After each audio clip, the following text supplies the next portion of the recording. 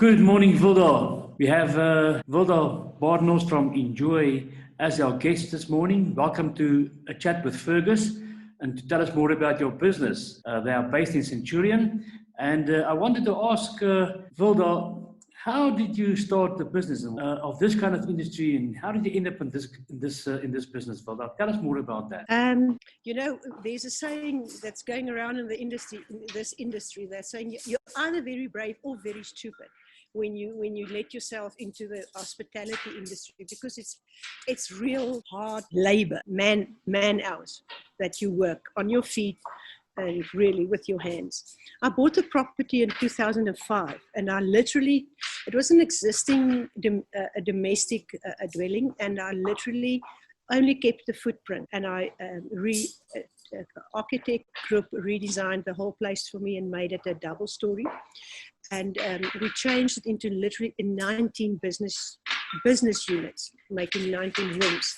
And since initially when we started out, it was only the accommodation, the conference, and an in-house restaurant for the accommodation guests at night, where we offered a la carte food. But after that, the business really took off and evolved into a much more diversified business.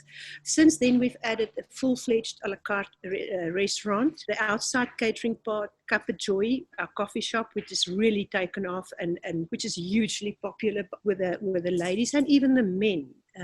In Centurion and around. And I don't know if I must say I'm desperate or proud to announce that since lockdown, we've also added sort of another leg and it flows from the outside catering part, and that is a deli part. We do a lot of home-baked food, biscuits and rusks and homemade breads, artisan breads, sourdough breads, chapatas, French baguettes, and even our own homemade muesli and a very organic spice. That was created when one of my children was extremely allergic, which I then incorporated into the brand. And our last edition now was the homemade boerewors. Well done, Wilda.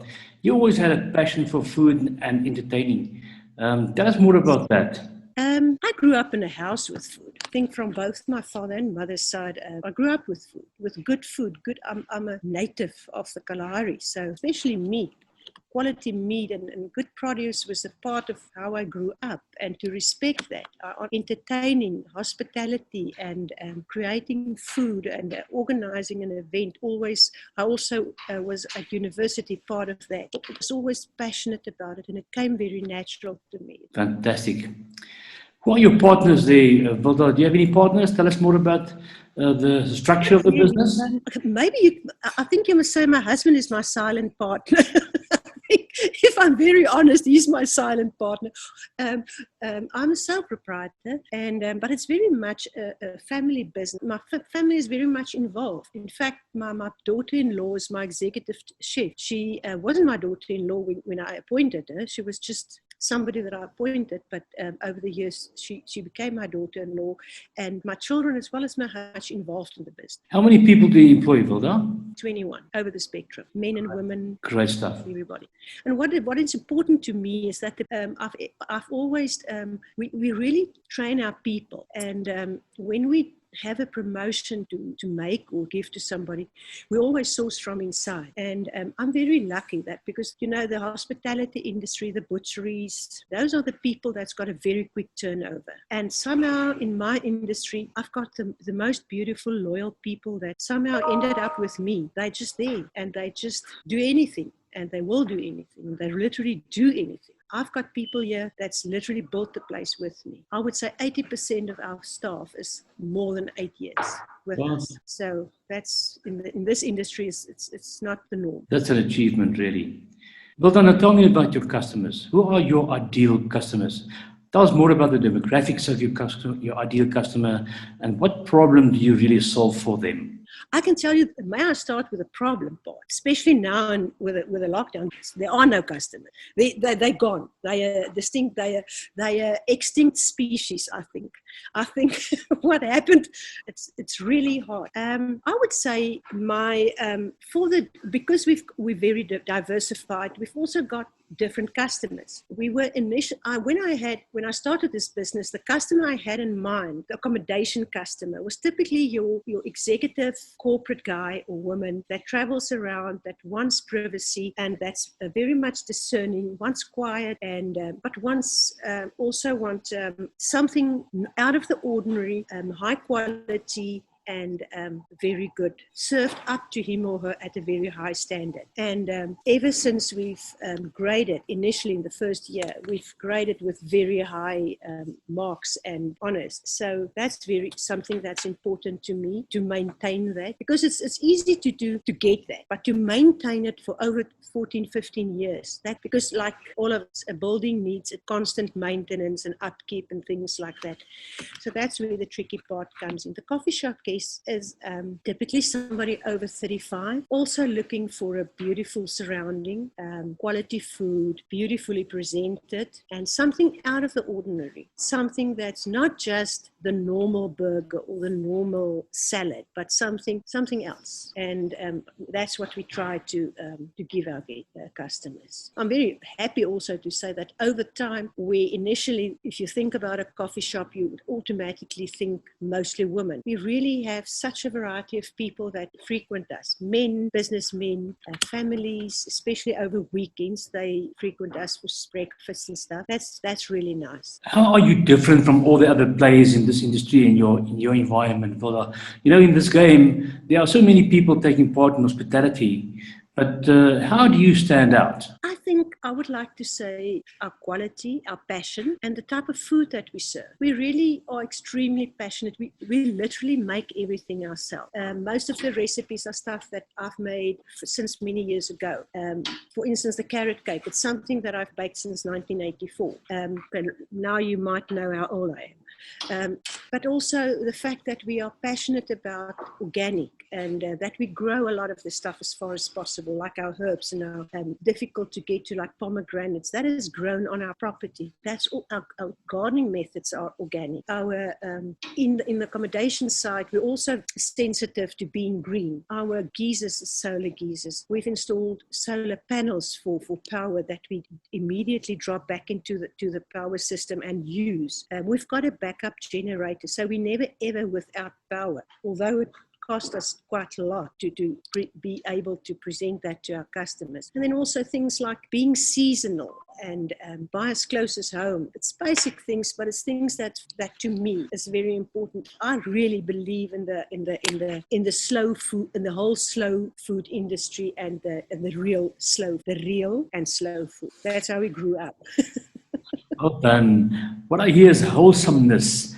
Wholesomeness is what I hear when you speak about. We've got happy customers, and I really think, apart from, we've got extremely nice customers. I think we've got the best customers. They are so kind to us and so considerate. They really are, and appreciative. Wilda, we all were faced with this COVID-19. You know, somebody said the other day, we are all in the same storm, but we're not in the same boat. And we all have our different boats that we have to use to get across the ocean in the midst of this whole COVID-19 storm. What has been the greatest impact that the COVID-19 had on your business? Tell us more about that. You know, I think of it as a picture of a bus that was literally driving down the highway at its speed it was allowed to go at. And it was literally stopped immediately, because that's how it happened. We were completely stopped overnight, because even before the 26th or 27th of March, when the announcement was made, all travel and overnight accommodation stopped.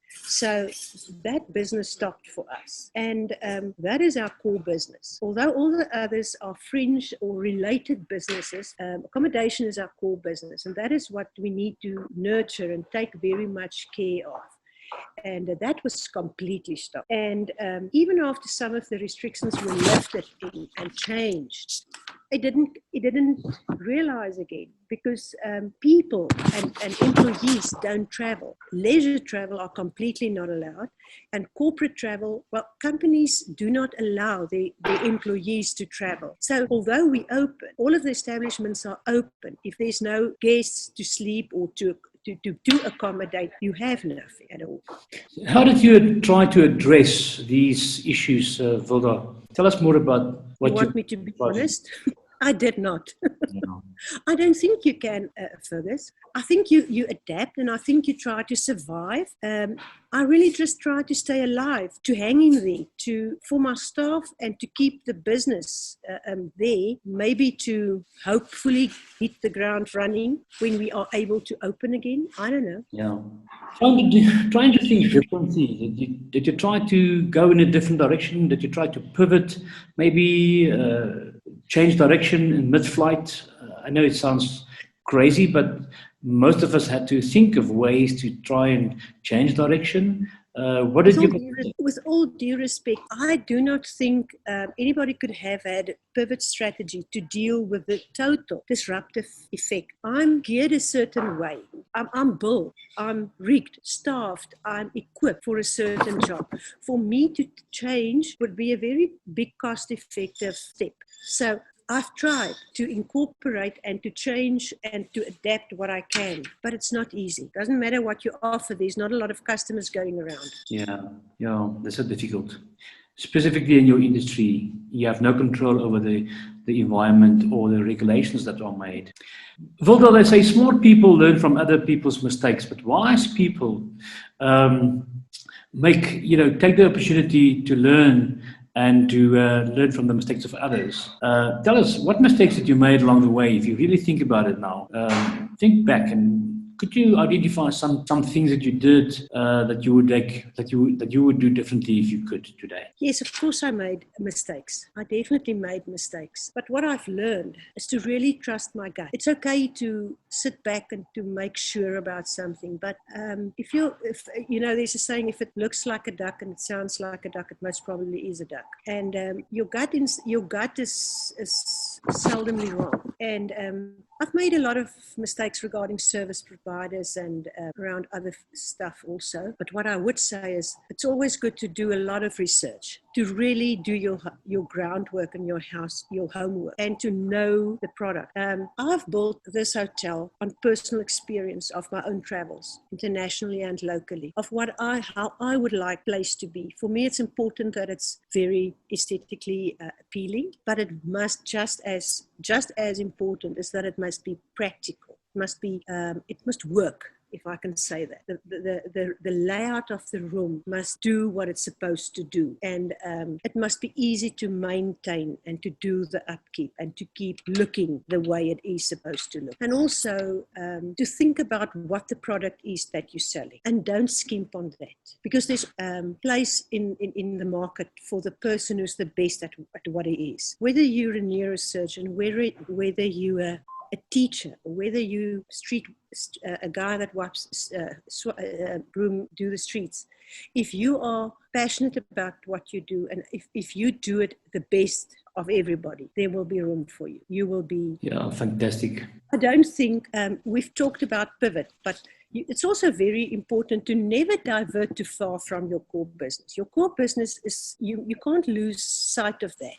Think about what's your core business and what's possible to link to that and what's not. Yeah. Although we consider you to be one of the leaders in your industry in the Centurion and surrounding areas in Pretoria. And how can other entrepreneurs learn from your experience? A wise man once told me, he was asked, to what do you attribute your success? And he said to two words, good choices. And he was asked, how did he get there? And he said, experience. And they said, how do you gain experience? And he said, wrong choices and bad decisions. So it's like a circle. You really learn from your mistakes. I can honestly say I learned with my feet flat on the ground from experience and from what works and what doesn't, and what is right, and also something stupid. Paper trail. It sounds stupid, but in any business, having a paper trail is crucial. And to me also is to live by integrity, to do business with integrity.